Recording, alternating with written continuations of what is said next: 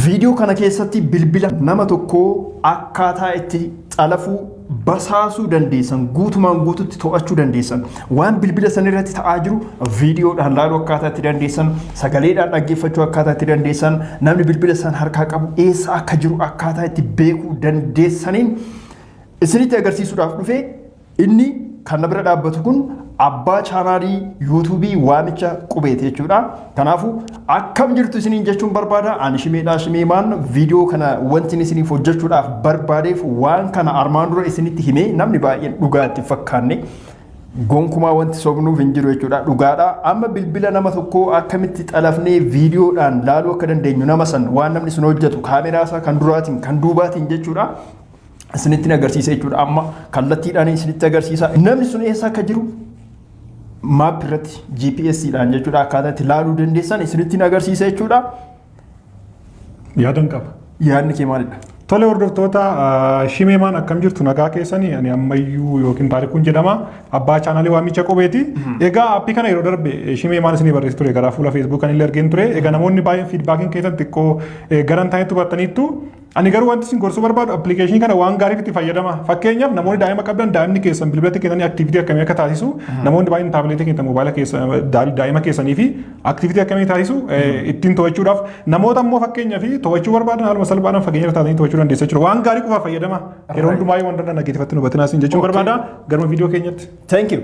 Okay, jalqaba irratti wanti isin akeekkachiisuu barbaadu bilbila nama tokkoo akka cabsitanii seentan akka laaltanii fi akka nama to'attanii fi miti jechuudha waan kana kan gara keessanitti dhiyeessinee fi namni tokko osoo isin hin eeyyamin osoo isin hin beekin appilikeeshinii kana bilbila keessan irratti fe'ee bakka isin hin jirretti bakka biroo taa'ee isin laalaa jira yoo ta'e isin dhaggeeffachaa jira yoo ta'e bakka isin jirtan isin to'achaa jira yoo ta'e jechuudha appilikeeshinicha beektanii appilikeeshinii kana bilbila keessan irraa akka balleessaniif malee waan badaadhaaf isin hin barsiisne jechuudha. Kun akeekkachiisa jalqabaati. Kan inni isin barsiisuuf immoo jechuudha fayyadamuu yoo barbaadan daa'imni keessan mana barnootaa ooluu danda'a iddoo garaagaraa ooluu danda'a fageenya irra teessanii waan inni hojjechaa jiru bakka inni jiru waan naannoo sanitti dhagahamu akka to'achuu dandeessanii fi waan gaariidhaaf itti fayyadamaa. Egaa barnoonni keenya jalqabee jira. Jalqaba irratti amma kallattiidhaan isinitti agarsiisa jedheetiin jira akka editingii isinitti fakkaanneef jechuudha. Maawuzii qabadheetiin jira waan bilbila tokko irratti ta'u bilbila kaaniin isinitti agarsiisa jechuudha. Egaa kabajamoo hordoftoota keenya jalqaba irratti bilbila lamaan irratti iyyuu appilikeeshinii kana fe'uu qabdu jechuudha. Amma bilbilli lamaan iyyuu harka kiyyarra galee jira jechuudha. Amma jalqabeen isinitti agarsiisa akkaataa itti guuttaniin isinitti agarsiisa. Okay. Jalqaba irratti kunoo appilikeeshinii asitti argitan kana bilbila lamaan irratti fe'uu qabdu jechuudha. Isa kana irratti appilikeeshinii kana jechuudha. Appilikeeshinii kanneen bilbila keessan irratti buustu. Appilikeeshiniin kun tokkuma jechuudha. Isa Track View jedhudha. Bakka buufattan anatu isinitti agarsiisa. Appilikeeshinii kana feekii isaa kan buufan isuma sirrii kan isiniif hojjetu akka buufattaniif liinkii an isinii kaa'u tuqaatii buufadhaa. Okay? Waan gaariidhaaf itti fayyadama. Egaa jalqaba irratti appilikeeshinicha ni bantu. Iddoo lamaan iyyuu ni bantu. Okay? Amma haala kanaan isinii fida. Haala kanaan isinii fida. Continue kan jedhu tuqa. Continue. Lamaan irrattu ergasii while usage kunoo iddoo gubbaa kan while using this app kan jedhu kan isa tuqa. Okay. Amma maqaa barreessaa iddoo kanatti kunoo iddoo lamaan irrattu jechuudha asitti maqaa barreessaa. Fakkeenyaaf bilbila kanaan caaltuu jennaani bilbila basaasamu haa jennu caaltuu.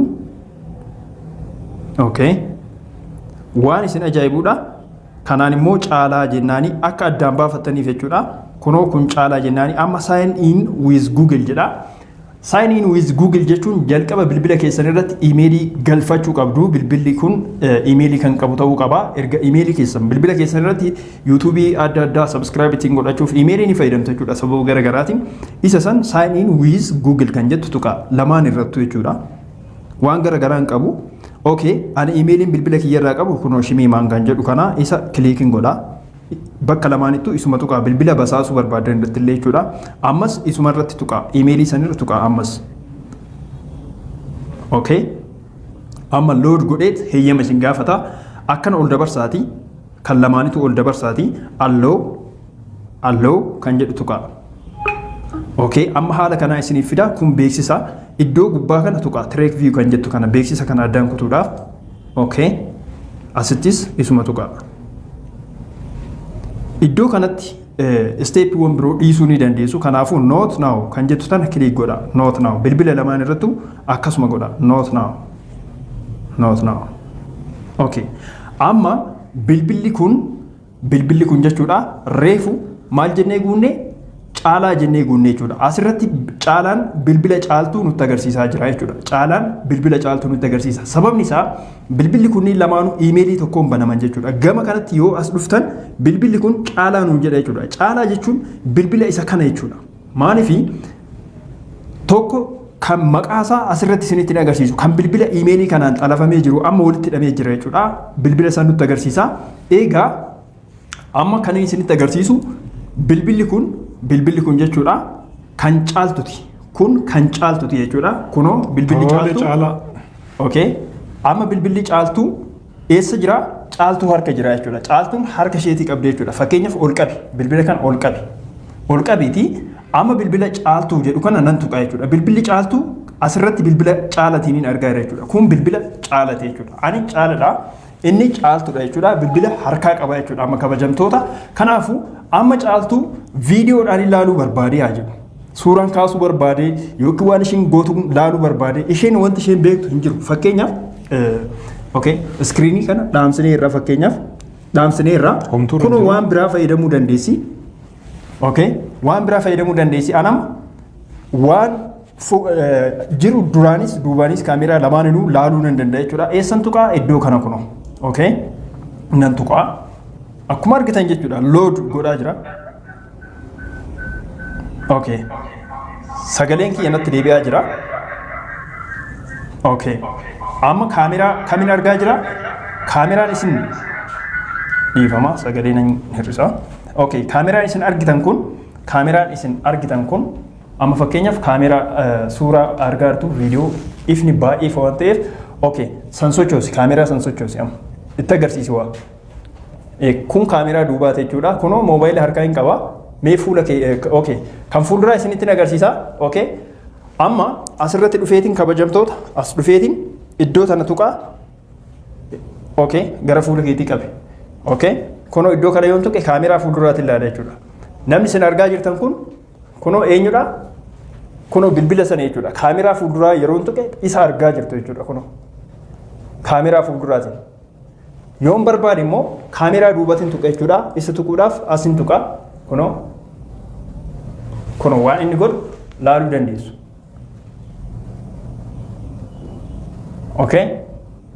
Mee gara kiyya qabe fuula kiyyatti agarsiisime. Amma garas deebi. Waan inni godhaa jiru kana asii achitti agarsiisi. Waan inni achi godhaa jiru hundumayyuu argaa jirtu jechuudha. Moobaayilli kun socho'aa jiru santu socho'aa jira jechuudha. Fakkeenyaaf kunoo viidiyoo haala itti waraabaa jiru ifaan dura jiru kanaan isinitti agarsiisaa jira jechuudha. Waan mana kana keessatti ta'aa jiru hundumaa ilaalaa jirtu jechuudha. Kunoo argaa jirtu jechuudha. Amma kanatti aansee waan birootiin isinitti agarsiisa. Kana cufeetiin jira. Yoo riikoord gochuu barbaadan asumaan iddoo tana tuquudhaan kunoo iddoo kana tuquudhaan riikoord gochuu ni dandeessu. Asitti lakkaa jira jechuudha kabajamtoota. Haala kanaan viidiyoodhaan laaluu dandeessu. Fakkeenyaaf mana itti hojjetan keessatti akka sekiuritii kaameraatti kaa'uu yoo barbaadan moobaayila kana iddoo namni hin argine keessanii fageenya keessanii jechuudha. Kanaan bilbila keessaniin biyya biroo yookiin magaalaa biroo yookiin fageenya irra teessanii haala kanaan laaluu dandeessu jechuudha. Kabajamtoota hordoftoota viidiyoo keenyaa.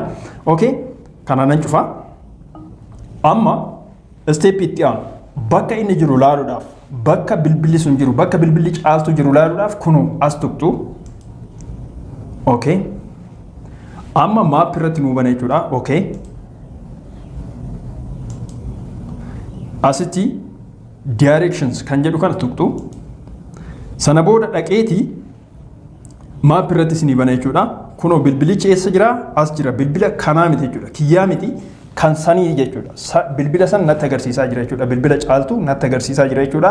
Yoon as tuqe bira nageessa jechuudha. Kunoo yoon as tuqe bira nageessa Itoophiyaa keessa iddoo kana jirti jechuudha. Kunoo iddoo kana jechuudha. Zoom gootanii ilaaluu dandeessu. Bilbilli keessa yoo isin jalaa bade ittiin argachuuf isin fayyada. Bilbilli keessan eessa akka jiru isinitti agarsiisa jechuudha. Asirratti haala kanaan ilaaluu dandeessu. Next duubatti deebi'eeti waan biraa isinitti agarsiisa. amma kanatti aansee kan inni isinitti agarsiisu bilbila keessan yoo isin jalaa badee fakkeenyaaf yookiin immoo yoo dhabdan appilikeeshinii kana fayyadamuudhaan maap irratti ilaaltanii erga naannoo isin jirtan mirkaneeffattanii naannoo san fakkeenyaaf hoteela keessa ta'uu danda'a iddoon inni isinitti agarsiise hoteela keessa nama baay'eetu jira. Namoota kanneen keessaa kamtu bilbila keessan harkaa qaba jettanii addaan baasuu yoo barbaadan sagalee dhageessistu saayiranii dhageessistu jechuudha. Saayiranii dhageessisuuf kunoo as tuqxu yeroo isaan sagalee ni dhaga'ama jechuudha. Saawundii ni qaba. Saayilantiin godhe argitee? Okay. Saawundii wayiitu jira. Kunoo dhaga'amaa jira. Maayikiitti qabi. Saawundiin asii dhaga'aa jirtu. Kun yeroo saayiranii godhuudha jechuudha. Yeroo bira geessan kan fayyadamtanidha jechuudha. Kana malees asitti location history kan jedhu kana yoo tuqxan namni sun eessa akka jooraa oole ilaaluu dandeessu jechuudha. Waan baay'ee isiniif hojjeta. Guutumaan guututti bilbila nama basaastanii san guutumaan guututti waan inni godhu laaluu dandeessanii jirtu jechuudha. Kabajamtoota haala kanaan jechuudha. Nama laaluu barbaadan san kan laaluu dandeessan kana qofaa miti sagaleedhaan illee waan naannoo sanitti ta'aa jiru dhaggeeffachuu ni dandeessu jechuudha. Egaa kabajamoo hordoftoota viidiyoo keenyaa haala kanaan jechuudha. Bilbila tokkoon bilbila kaan kan laaluu dandeessan jechuudha. Appilikeeshinii kana daawunlood godhachuudhaaf liinkii isiniif hin kaa'u liinkii san fayyadamuudhaan daawunlood godhachuu ni dandeessu. Kana boodas jechuudha wantoonni walxaxaa ta'an yoo uumaman wantoonni miidhaan duraan gahan wantoonni nu fayyadan yoo uumaman yoo jiraatan jechuudha nuti gara keessanitti ni finna. Haa ta'u malee hundarratti viidiyoo hojjechuun ulfaataa ta'a. Waan isiniif hin gallee fi waan reaakshinii qabu waan namni baay'ee yaada irratti kenne immoo bifa kanaaf viidiyoodhaan hojjennee isiniif ni agarsiifne jechuudha.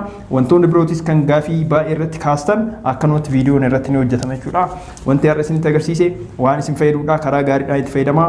Yoo karaa gaariidhaan itti hin fayyadamin aannan illee nama ni miidha. Baay'ee galatoomaa isiniin jechuu barbaada. Wanti jechuu barbaaddu jira. Tole kaa hordoftoota Shimeemaan irra deebi'ee gorsa koorraa deebi'u appilikeeshinii waan gaarii qofa itti fayyadamaa jechuun barbaada.